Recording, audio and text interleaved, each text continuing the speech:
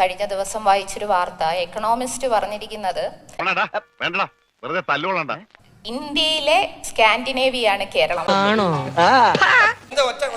അല്ലല്ല, ഞാൻ സ്റ്റാൻഡേർഡ് ഉള്ള ഈ കേരളം വിട്ട് നിങ്ങളുടെ മുഖ്യമന്ത്രി എന്തിനാ ചികിത്സക്ക് അമേരിക്കയിൽ പോകുന്നത്?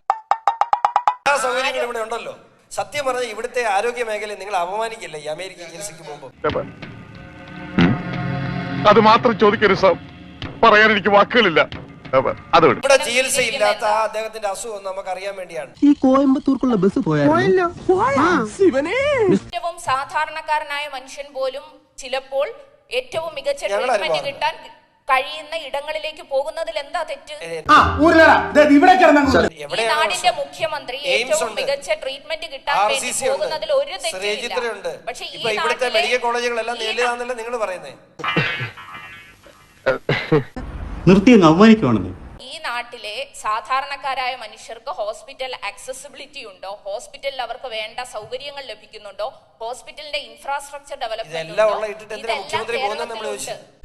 ഒന്നും മിണ്ടാണ്ടിരിക്കന്റെ പ്രേമദാസൻ പണ്ടാറക്കാല എന്നാണ് ഞാൻ ഉദ്ദേശിച്ചത്. താങ്കൾ ഇങ്ങനെ ഒരു തർക്കത്തിന് വേണ്ടി എന്ത് ആരോപണം പറയുക എന്നുള്ള ഒരു രീതി സ്വീകരിക്കുന്നത് ദുഃഖകരമാണ് കേട്ടോ.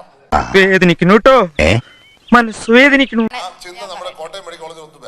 തീർച്ചയായിട്ടും വരാം, ഞാൻ എത്രയോ തവണ വന്നിട്ടുണ്ട്, ഇനി വരാം, ഒരു കുഴപ്പമില്ല. അത് സ്കാൻഡിനേവിയ ആണെങ്കിൽ സ്കാൻഡിനേവിയ എന്തായിരിക്കും എനിക്ക് പേടിയുണ്ട്.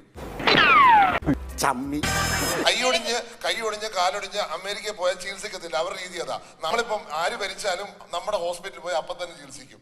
അതല്ലാതെ അപ്പം തന്നെ ചികിത്സിക്കുന്നത് ഇടതുപക്ഷത്തിന് ക്രെഡിറ്റ് എന്ന് പറയുന്നുണ്ട്. എനിക്ക് എന്തിന്റെ കേടായിരുന്നു?